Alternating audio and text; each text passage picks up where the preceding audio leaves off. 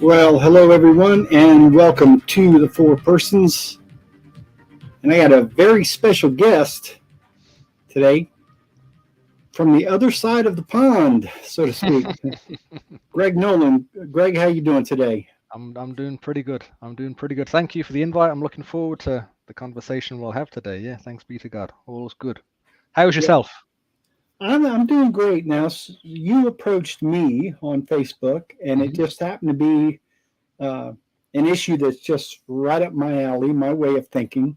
Mm. And I just, God bless you. You're one of the few that I've seen that have the courage to take on a big problem in modern psychotherapy, Hmm. um, where a large segment of the people in that profession are kind of excluding, to borrow terminology from our name, two of the four persons, Hmm. the emotional person and the spiritual person, Hmm. to very detrimental effect, right? Yeah. To be honest, my take would be that they're not intentionally doing. It's not an intentional act. So the fathers of modern psychology. So like Freud being the sort of father of modern psychology, and then Jung and his disciples and various people. The fathers were essentially materialists, right? So they viewed the human person as being constituted by nothing other than the matter of their body, the cells of their body, and neurons, um, neuronal activity, hormones. So they viewed the human person as nothing other than a highly evolved animal, and the idea of a spiritual soul was the great divorce, you might say. They jettisoned the notion of a spiritual immaterial soul, especially Freud. Freud was an outspoken materialist. So I don't think that practitioners these days are maliciously trying to do something. I think they're just following on from what's been handed down for the past 100 years. Okay. Okay, fair enough, but it has had a devastating and detrimental effect. You would agree, right? Yeah, I'd say it's largely ineffective. Like, there's a proliferation of therapists and counselors, at least in the Western world, but mental disorders are on the up every year. So there's a mismatch there. If we keep on, like the British government, for example, poured hundreds of millions, perhaps billions, into training therapists over the past 10, 15 years, but mental disorders are just on the rise, essentially. So something's wrong with the picture, really. Mhm. Yeah, and it's one of the things that I sort of labor the point of quite a lot are the spiritual faculties of the soul. It's mainly the spiritual immaterial reality of our soul that's just not countenanced by modern psychology at all. Yeah, yeah, there's lots to say. Lots to say. So I've seen, I've done a lot of reading in the last few years on this type of thing, and this total divorce, whether it's intentional or not, of the soul of the of the um, spiritual element from Hmm. what is a human person. Hmm. Well, when you see people do unspeakably evil things Hmm.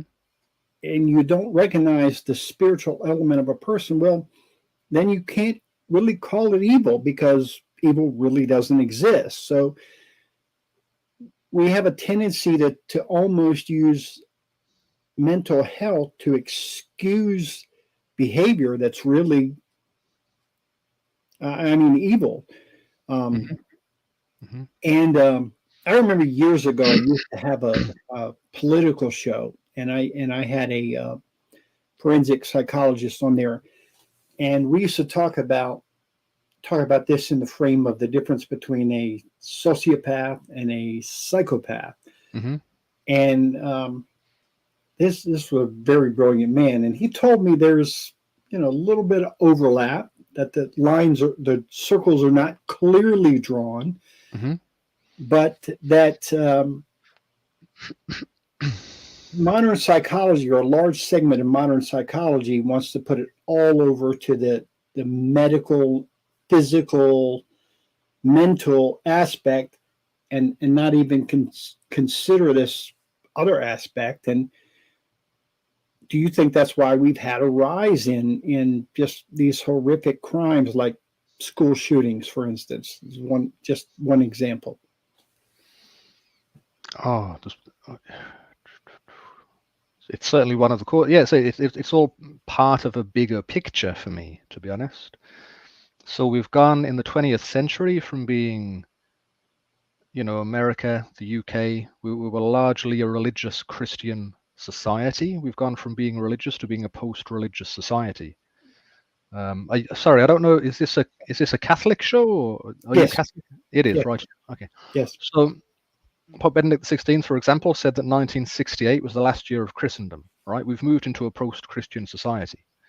So if you part of the psychological divorce of the spiritual features of the soul from the material, and the jettisoning of the spiritual faculties of the soul, was part of a bigger picture of the jettisoning of God from society, right? So we've gone from being, like, at that time in the early 20th century, moral psychology had quite a strong foothold. Like psychopathy, to be a psychopath, the original diagnostic name was moral insanity. That was the name of psychopathy prior to psychopath and sociopath coming on the scene, So they viewed it in terms of moral psychology some time ago, but that's just dwindled and dwindled and dwindled. And now, for example, psychopathy is seen as what they call neurodivergent. So it's just seen as a neurochemical imbalance. It's, as you say, it takes the morality out of it. That's a massive problem. That's a huge problem. If you view the human person as a highly evolved animal and morality is just a construct, so there's so many parts involved in this. There's the philosophical schools in academia that filter down into psychology. There's the abandonment of truth by clerics and things. There's so many parts to this. It isn't solely due to psychology by any stretch of the imagination. Psychology is just one flower of an evil root system, essentially. But yeah, the rejection of God in modern society, the view of humanity as being just a highly evolved animal that's comprised of nothing other than the flesh and skin and bones that their material, our material body consists of. It's all part of a bigger picture. So why are there more crimes? Because we've lost our moral compass, we've lost sight of God, we've lost, we've lost our anchor to sanctifying grace, we've lost our vision of what goodness looks like. It's certainly a bigger problem than clinical psychology. It's a much bigger problem than that. I would say. Wow, this is a fascinating conversation. I've got so many questions for you. So let's decompress two things that you say here. Now, from my understanding, I'll give you my anecdotal understanding, and you tell me if I'm correct or not correct. I'll do my best. But my understanding of mental illness has always been a person who is not in full possession of his mental faculties, a person who has a distorted sense of reality, who can't separate reality from fantasy. For instance, a person who might kill another person because he thinks that person's a vampire or something like that. I'm using an extreme example, but that's always been my understanding of mental illness. On the other hand, when a person, and I brought up school shootings, and the only reason why I know this is because I've read extensively about it. Read several books about it. The Parkland shooting in Parkland, Florida in 2018. This person was methodical in how he planned this attack, how he packed the right weapon and the right armaments, how he knew his entry point, how he knew how he was going to get in and get out, blend in with the crowd. And the way that he went through this school from top to bottom Mm-hmm. was methodical. He carried it out like it was a military operation, Mm-hmm. and killed and wounded 34 people in 6.5 minutes. God. It's hard for me to say that person was not in possession of his mental faculties. He knew everything that he was doing every step of the way. Mm-hmm. So, to me, there's a very big distinction from the vampire killer Mm-hmm. and someone like this, right? It's hard for me to comment because I don't know the story and I don't know the guy, but I hear what you're saying. I understand the distinction that you're drawing for sure.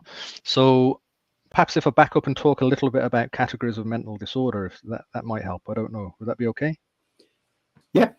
So in old money, say 100 years ago, they had two broad categories of mental illness. So they had psychoses and neuroses. They're distinct, right?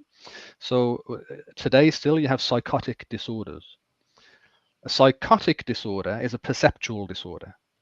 It's a perceptive, so it's characterized by a disorder of perception. Either I see something that isn't there, or I hear things that don't exist telling me what to do. So hallucinations is one typical feature, and delusions is the other. So I'm the king of China, or you're a vampire, right? So that's a delusional framework.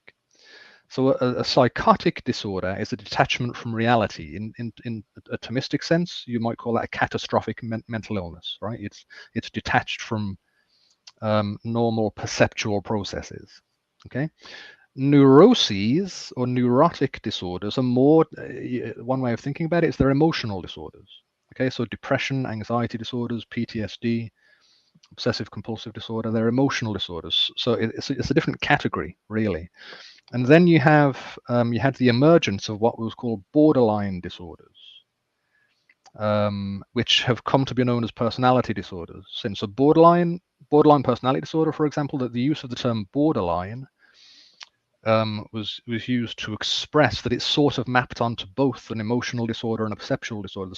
And you get it with depressed people. If people are depressed enough, they say close to delusional things, really. I'm working with people currently who are very severe OCD, and they're saying things that are bordering on, it almost feels like a psychotic delusion, but it isn't, because they can reason their way around it and see the fallacy of the position. So yes, for sure. I think what you're edging towards is an idea of culpability. Who's more to blame? Right? Is a person who's absolutely lost use of their faculties, and and that I would, I'm not a moral theologian, so I wouldn't like to say, but instinctively it seems obvious that if I think, I had a friend who had a psychotic episode a few years ago, and he thought people were outside trying to come in and stab his wife to death and his child. He had a baby, a 1-year-old at the time. So he went in, he became psychotic, God bless him, and was giving a knife to his wife to protect the baby. Do you know what I mean? So you can. It's very clear that if you're psychotic, then you're not culpable for certain actions. That's for sure. If somebody isn't psychotic and they have, when it comes to psychopathy, so to be a psychopath, that's not a psychotic disorder. That's a personality disorder by modern, terms. But yeah, I don't know if that sheds any light on what you're asking about. Yeah, I think so. I think we're moving in the same direction. So now we step down from these extreme examples to depression.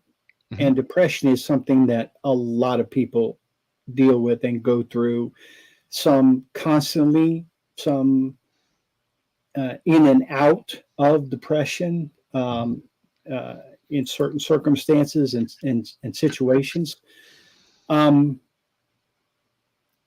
So again, I'm going to start off by telling you my perception, which I fully admit could be wrong.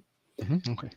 But my anecdotal perception has been that that depression is more often caused by life experiences and how we respond to life experiences than from some organic medical thing. I really have a hard time believing in this concept of a clinical depression, which is just, like you said, the neurons misfiring and what have you. Most people, when I hear depression categorized as a mental disorder, Mm-hmm.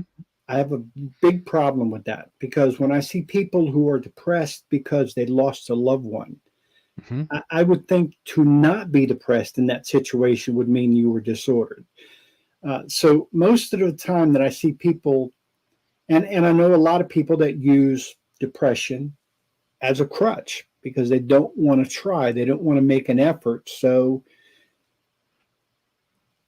where am I off balance here? um, okay, so depression, for the most part, and you've said a few things, so I don't want to say I agree with what you've said necessarily, because there are some things that I do and some things that I don't in what you've said, because you've put a few things together there. Fair enough. I'm a psychotherapist. I used to be a psychiatric nurse, right? So I used to work in acute inpatient psychiatry with schizophrenics and bipolar and the more severe end of mental illness. And for the past 10 years, I've been working as a psychotherapist. I moved to psychotherapy because, well, I always intended that anyway. That was always the path that the end goal that I intended to arrive at. But the reason that I leant more towards psychotherapy than a medical treatment was because of what you've said. So I would agree that depression and common mental health problems like social anxiety or health anxiety, or 1 in 4 people has a common mental health problem. Antidepressants are the most commonly prescribed medication on the face of the earth. So I agree that for the most part, such difficulties are given rise to by our experiences and how we respond to our experiences. So it's nurture and not generally stemming from an organic cause. That being said, it can stem from an organic cause, but it's rare, I would say. For the most part, it's just we're not relating healthily to our own soul. We're not really our thoughts. So one of the things that I talk about I've created a course called Overcoming Depression with Catholic CBT. One of the things that's identified really in modern psychology, but it does it in a not a great way, but the way that we're thinking when we're depressed is irrational. Essentially, that was how they used that terminology 50 years ago. That it's fallen out of favor now because it's politically incorrect to say so, but it's more accurate language. So there's something wrong with how you're thinking when you're depressed. There's something wrong with how you're behaving when you're depressed. There's something wrong with how you're relating to your emotional life when you're depressed. So there's definitely such a thing as a psychological disorder. And all that means is that there's disorder within the psyche, there's disorder within the soul. Mm-hmm. So, yeah, I would say that generally speaking, in my experience, people who are depressed because they've had very difficult experiences in their life, often in their childhood. God bless them. Most of the time, there's practically no fault. Sometimes we're depressed because I've had an affair with a lady down the road and I feel guilty. Do you know what I mean? That's, sin will also darken the intellect. Sin will also weaken the will. So again, this separation of morality from psychology is just a bad idea, because we're moral creatures, right? We have a conscience and we can do things that we consider shameful.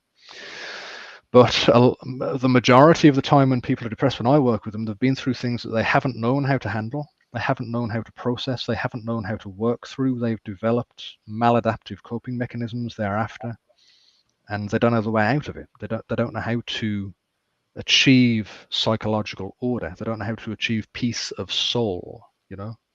So I wouldn't go so far as saying there's no such thing. All clinical psychology means is that a doctor has said all clinical depression means is that a doctor has diagnosed you. That's all it means. You've met sufficient diagnostic criteria for a doctor to say, look, he's depressed. That's all that it means. But fair enough. I can accept your explanation. So now we're going to make a segue into what you're doing, and here's how I'm going to make the segue. Mm-hmm. I'm going to take psychotherapist Greg Nolan, Mm-hmm. and Catholic Greg Nolan. Mm-hmm. And we're going to put this together.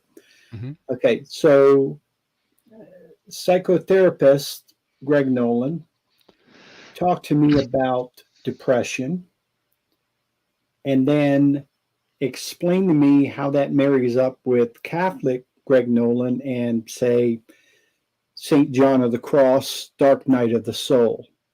So, how does depression equate to the Dark Night of the Soul? Are they similar? Are they the same thing? Is there some overlap? And explain why your approach is different than what we see in a lot of places. Mm-hmm. Okay. Depression isn't the dark night of the soul. It just isn't. So, John of the Cross said, when I really liked the name of your podcast, so the four persons, and the heart being one of the persons, So when St. John of the Cross talks about the dark night of the soul, it's a spiritual path. It's to do with spiritual union with God and the sort of denuding of the psyche of its strength and power, really. So it talks about the dark night of the senses first, which is the denial of pleasure through the senses, and then the dark night of the soul, which is the denial even of things that we know, in order to lay down our intellect before God, to be unified with God in contemplative silent prayer. So the dark night of the soul isn't depression. So Ignatius of Loyola, for example, talks about the discernment of spirits, and he talks about consolation and desolation. And that's one of the models I use in my overcoming depression with Catholic CBT, is this idea of consolation and desolation. But when Ignatius was talking about that, he was talking about the spiritual life. He wasn't talking about the life of mental health. It just maps onto mental health really well, so you can use it. But so when he talks about spiritual desolation, that's in your prayer life, right? It's in prayer. If you're depressed outside of your prayer life, then that's not the desolation that St. Ignatius was talking about. It's not the dark night that St. John was talking about. Sorry, that's answered the latter point first. But the first thing you said is talk about what depression is. Depression is a real mental disorder that people experience. What I'm careful about is using the term mental illness.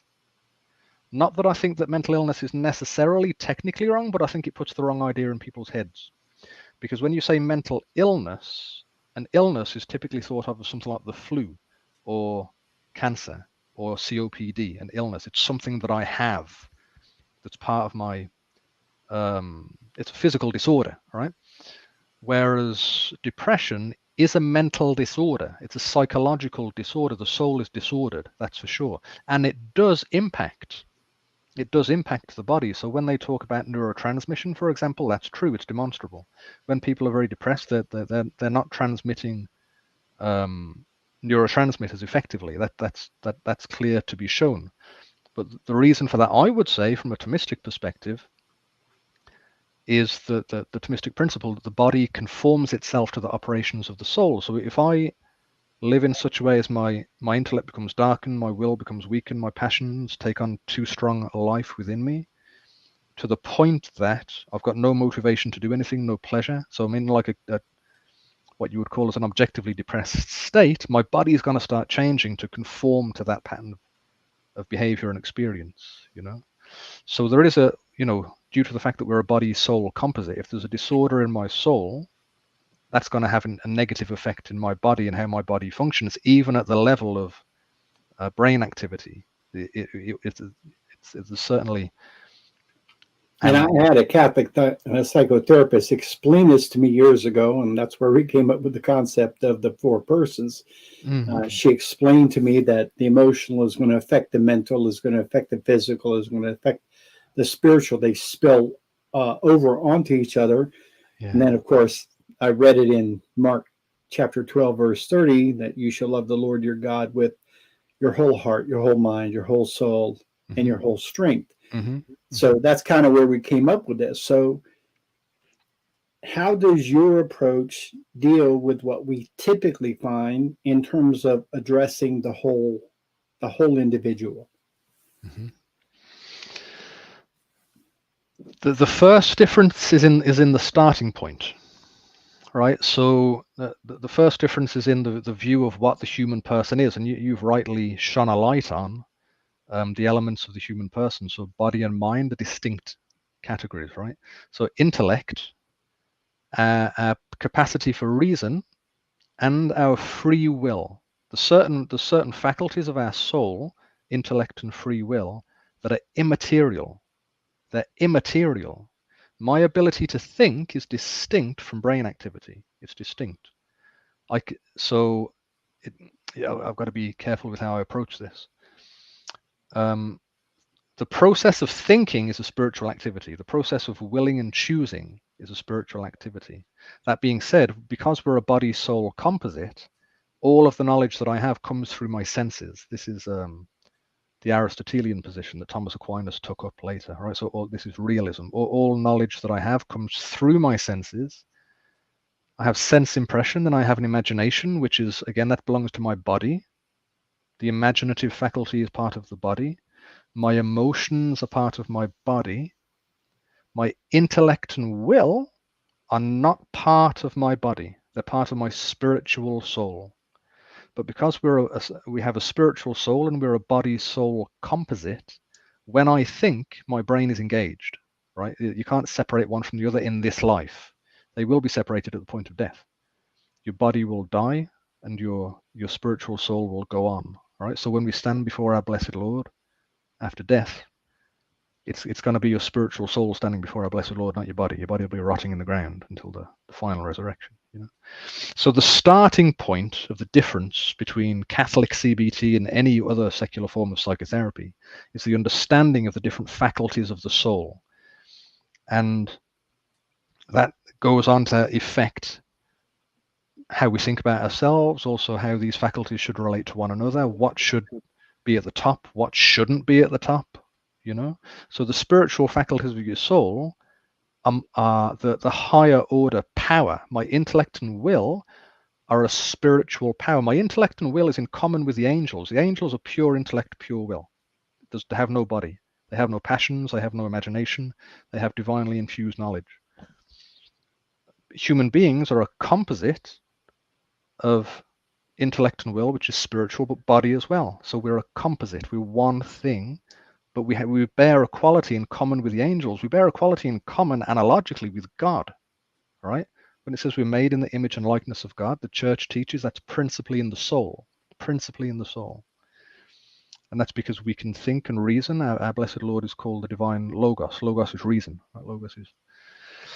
So the starting point is the major difference between what I do and what any proper Catholic therapist will do and what secular therapists do. So the understanding of the person, what is the person?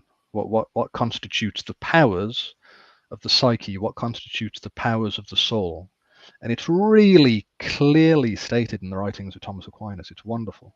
The writings of Thomas Aquinas are an absolute gift to the field of psychology. They're crystal clear, and it makes it so easy. It makes it so easy to utilize. So that's the starting point. What do you have there? It's blurred. I can't see it. The Soma. Beautiful, wonderful. Thank God for that. Difficult to read. It's a difficult read, but it is. It is. Yeah. But yeah, and from that starting point, all of the treatment really is affected. Every element of the treatment is affected. So, shall I go on talking about the treatment? Or?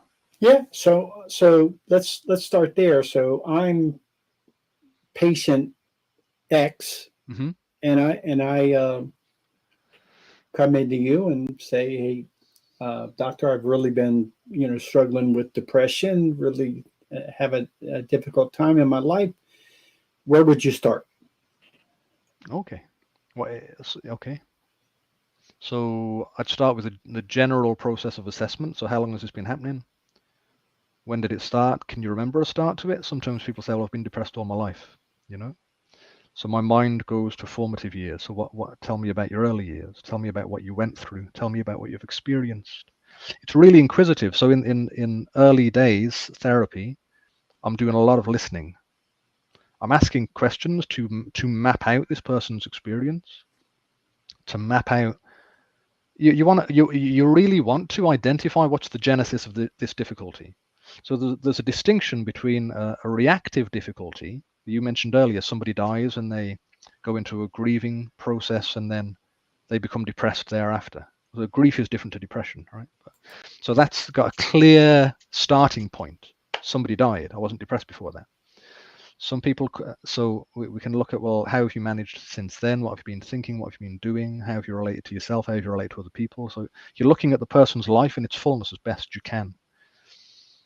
But if people say, well, I've sort of been depressed on and off all my life, then I want to know, I always want to know, to be honest with you, something about what went into the formation of this person's character, what went into the formation of their persona, their identity, how they relate to the world. So some people, many people, their early experiences set them up that it's just inevitable they're going to have mental health problems later. You can see it happening, and you can get a feel for it when you talk to people, right? Yeah. So. And then is that typically from people who were abused in some way as children, whether that's sexual abuse or mental abuse or physical abuse? Is that a common starting point for the people that struggle with depression all their lives? Can be, yeah. The way that I talk about early experiences is there's two ways, broadly speaking, in which things can go wrong. The first way is what you've described, all right? So something was there that shouldn't have been there.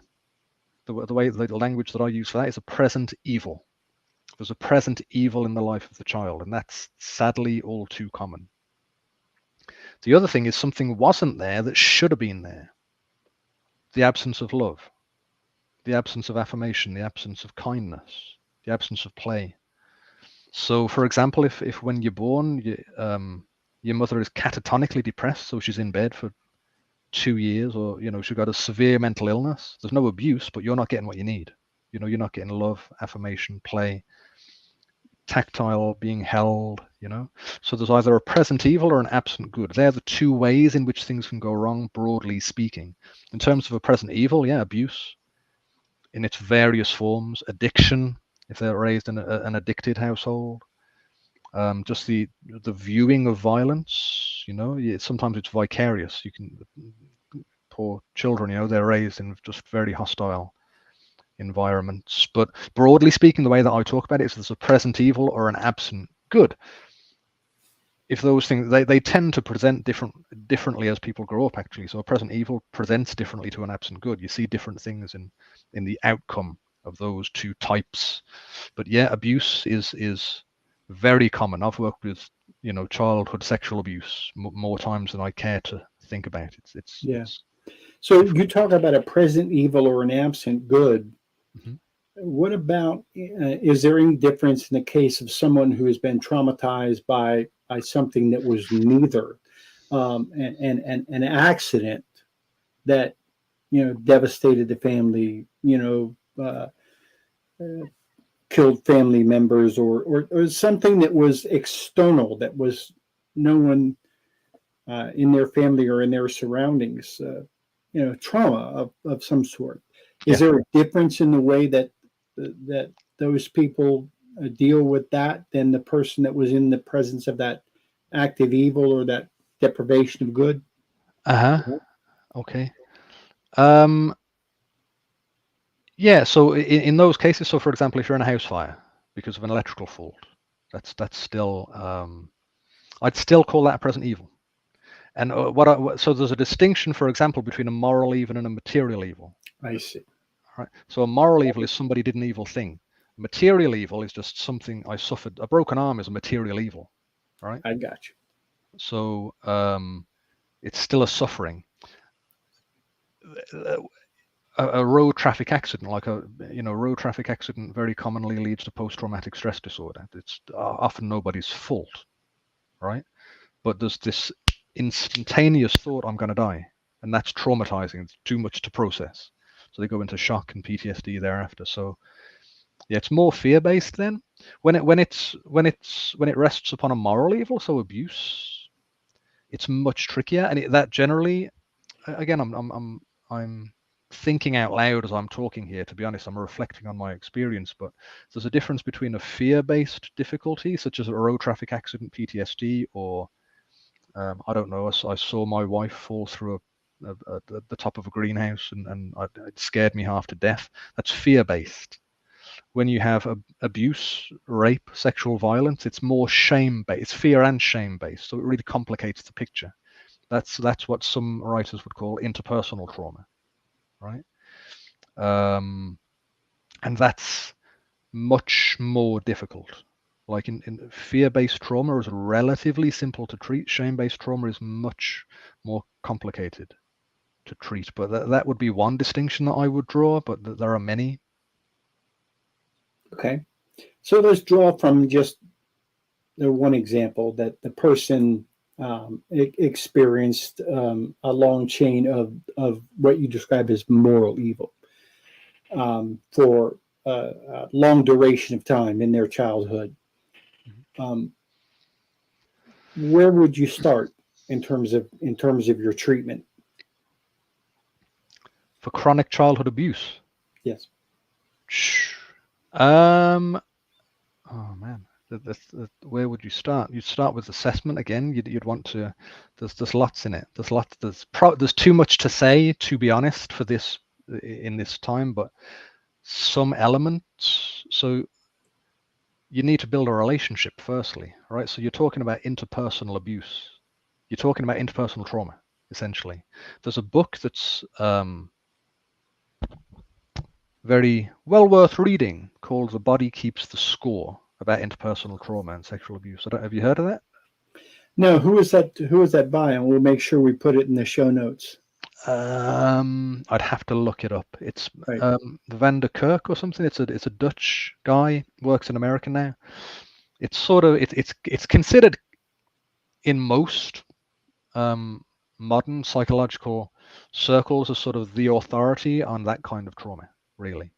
Mm-hmm. But building a relationship insofar as you're able, developing trust, you would need to work towards working through the traumas themselves.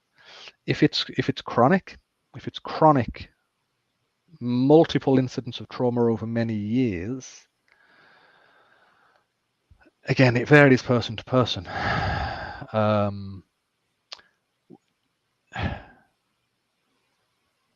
It's hard to say without a case in front of me, to be honest. In general principles, there's various elements to trauma per se. Let's talk about PTSD per se, because that's what we seem to be talking about here. Okay, so PTSD. Firstly, we'll talk about what a trauma is. All right, a trauma is an experience that I can't process, and the reason that I can't process the trauma is because the emotion is evoked so highly that the brain can't tolerate it. The brain just shuts down and says, "This is too much." All right, this is and the brain does that for us because it wants to protect us. The two emotions, typically, or passions, if they're evoked highly enough that traumatize us, are fear and shame. If I'm too frightened, I'll just shut down. I'll go into shock. It's like this. I'm not having this. And when people talk about a fear-based trauma where their physical integrity was at risk, this guy is going to kill me, or I'm going to die in this crash, they talk about dissociation. So dissociation is a big part. It's like a switching off to the experience. This isn't happening, you know. Shame-based trauma is more, this is too debased. This is too, this evokes too, with shame-based trauma, one element that's very, very key to identify is the effect that the trauma or traumas had on the person's sense of self. Who am I? Because when people are traumatized, they usually say something along the lines of, I was one person up until the trauma, and then it ruptured, and I've been a different person since, right? So you want to look at their view of themselves. You want to, what in CBT you'd call their core belief about themselves. There's loads of elements. So there's the emotional processing of the trauma or traumas. There's the reintegration into life in the here and now, because typically somebody in PTSD, they're not engaging in life in the here and now. There's the reclaiming of life in the here and now. There's the reclaiming of the self right back to birth, right back to the point of conception. There's loads to it.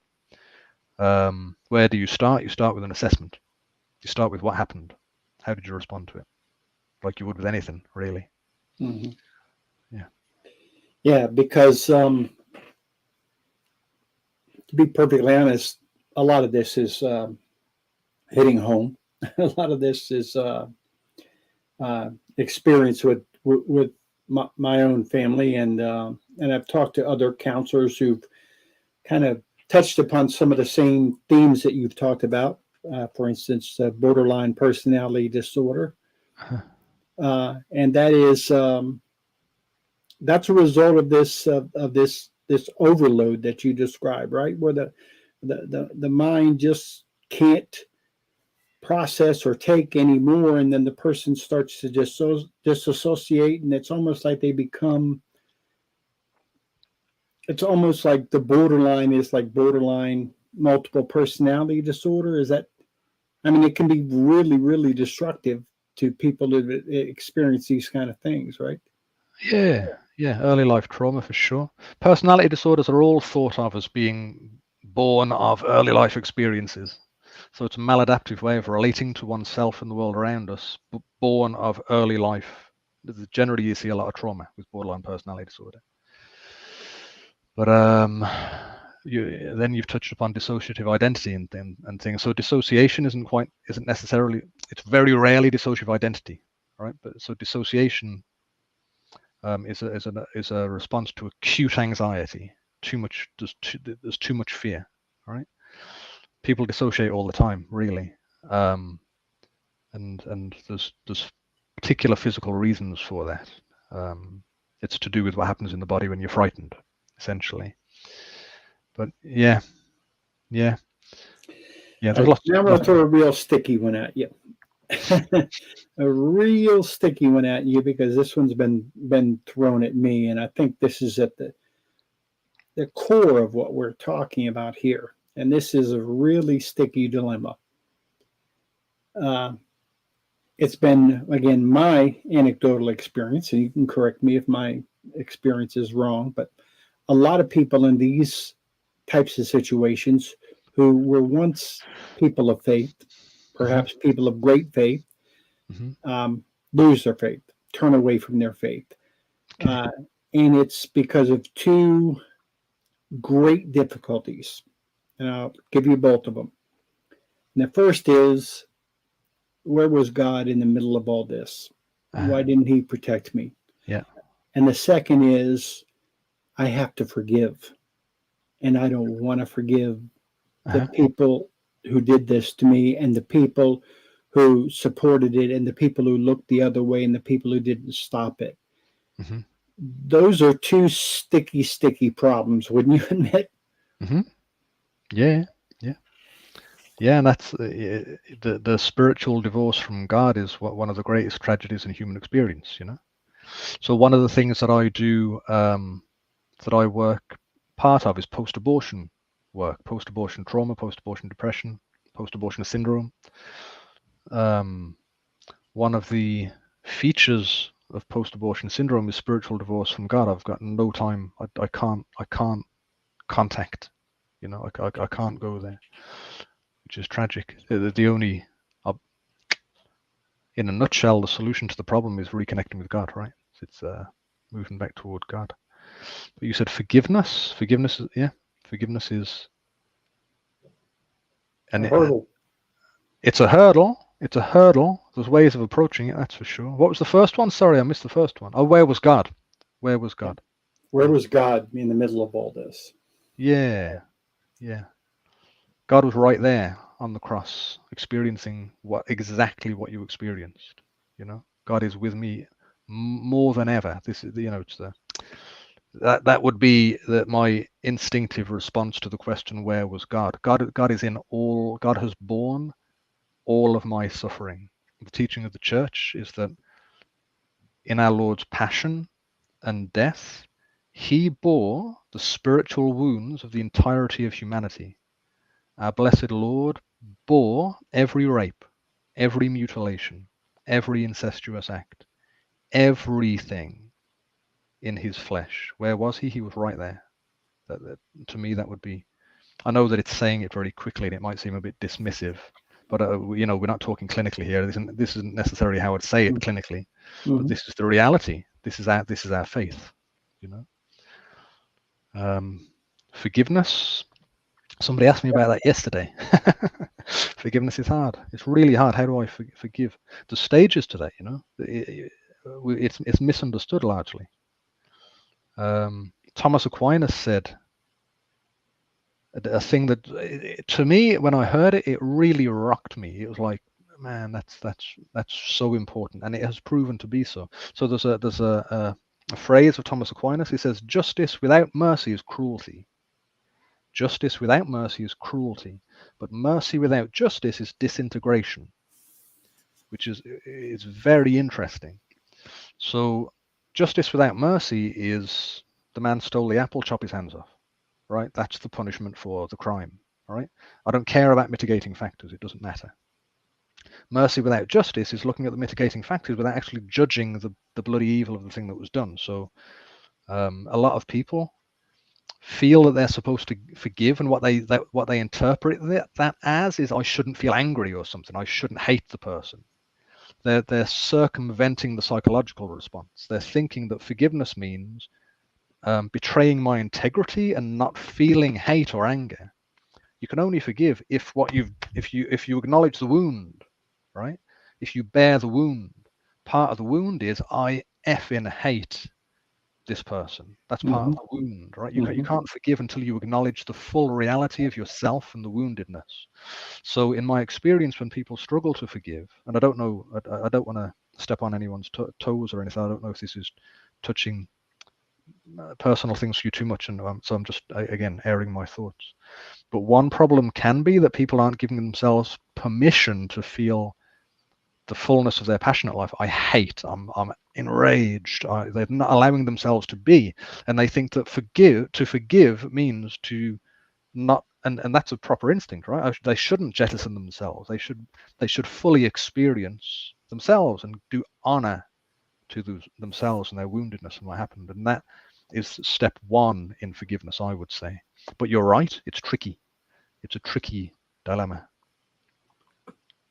Yeah, and to answer your question, yeah, you're really hitting home with some of these things, but and that's okay, because I know there are other people that have experienced this same kind of thing, and what you're saying is very, very helpful to them. Now, you brought up what St. Thomas Aquinas said that really struck you. I was really struck by what St. John of the Cross said,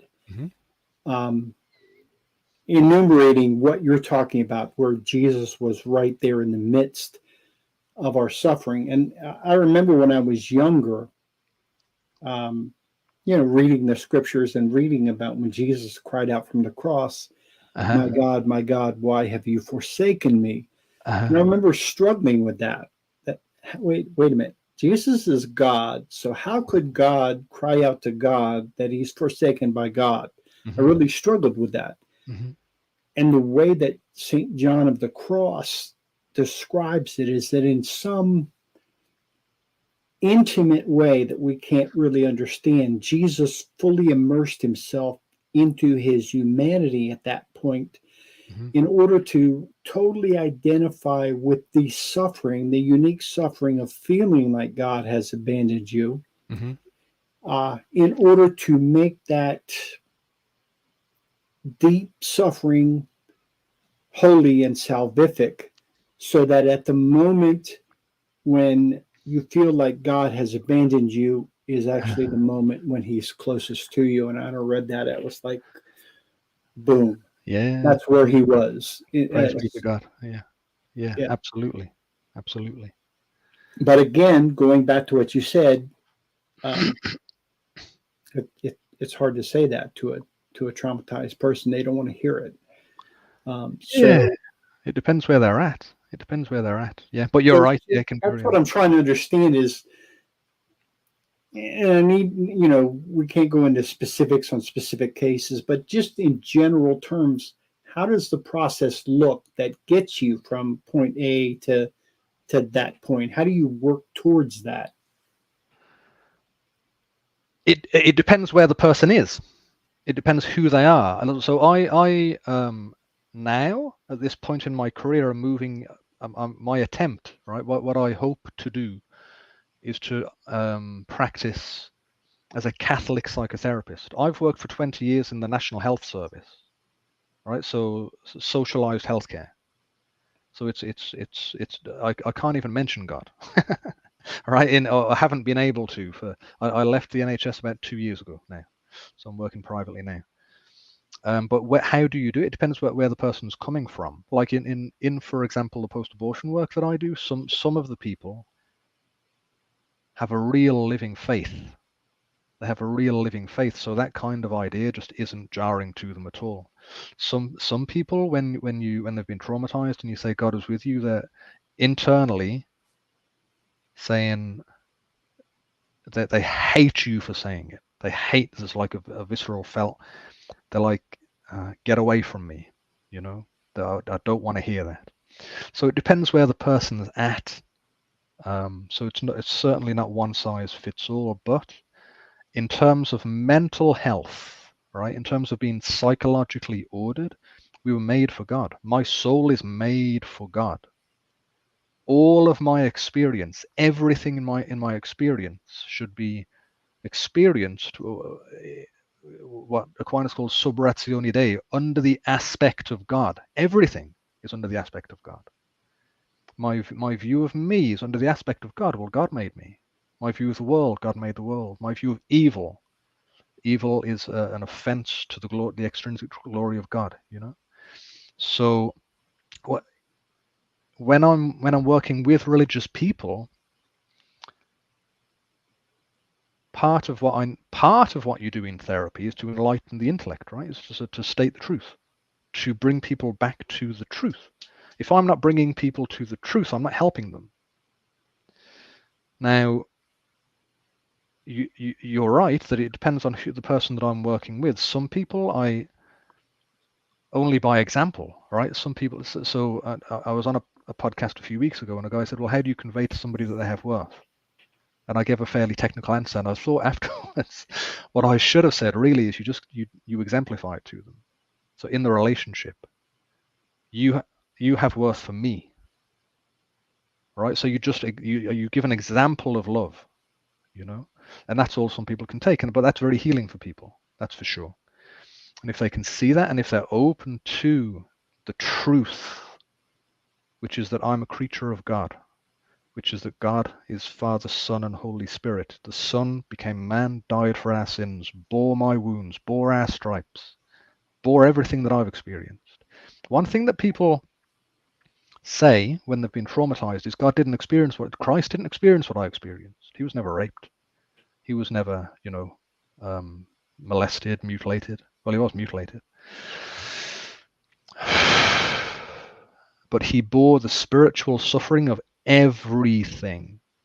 Everything. He's experienced everything we've experienced spiritually. He's experienced the psychological traumas that we've experienced, and he didn't sin. So yeah, well, part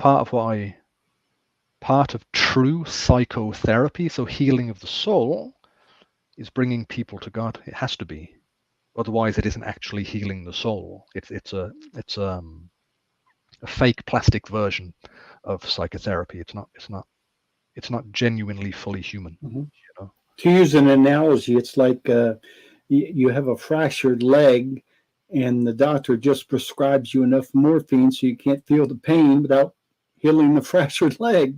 Yeah. And that's an analogy, but I mean, it's kind of the same thing, right? Yeah, it's symptomatic. It's not going to the deeper level, that's for sure. Absolutely. That's absolutely a clear analogy. Another one I often think of is a psychotherapist who doesn't know what the soul is. It's like a physiotherapist who doesn't know what the body is. You know, a physiotherapist is a healer of the body. That's why you study what the body is and anatomy, and then you can do physiotherapy. Psychotherapists should study what the soul is and how it works before they do psychotherapy, you know? So, yeah. You have, again, we touched on this lightly. You've started a program online, a self help program online. Mm-hmm. Tell our viewers how they can access that and find more information about what it is that you're doing. So the program is called Overcoming Depression with Catholic CBT. It's an online video series. It's hours of content. I find when I do therapy, even when I work with religious and Catholic people, the amount that they don't know is staggering. It's staggering. And there's lots of what you would call psychoeducation, like just explaining how things are really, and a lot of that can be done outside of the context of psychotherapy. So it's a self-help program really, with lots of psychoeducation in it, lots of tools and strategies of what I can do in terms of my thinking, in terms of my behavior. What can I do to overcome this? Because there's lots we can do to overcome it. Where do you access it? I've just got to look for a moment. Excuse me. I can never remember my website. So I've got christian-psychotherapy.co.uk. That's christian-psychotherapy.co.uk. They can also find me on Facebook. I've got a YouTube page called Catholic CBT. Give me that address again. I'm going to type it in the comments. So christian-psychotherapy.co.uk. In the website, it clearly expresses Catholic, but I'm open to working with Protestants too. I can work with anyone, but I want them to know where I'm coming from. And then on Facebook, I just added that to our comments so people can access that website. Lovely. And then there's me on Facebook, Greg Nolan. I've got a Catholic CBT group. I've got a Catholic CBT page. I've got a Catholic CBT YouTube page. So, it's called Catholic Psychotherapy on YouTube, I think. They'll find, if they get on the website, then I'll add all those links anyway, to be honest. Okay. So, yeah. And do you have an email address? Yeah. I've recently got a new one for this business, actually. As we were talking prior to this meeting, that I'm not the best with technology. Hang on a moment. So my email address is catholiccbt.gmail.com.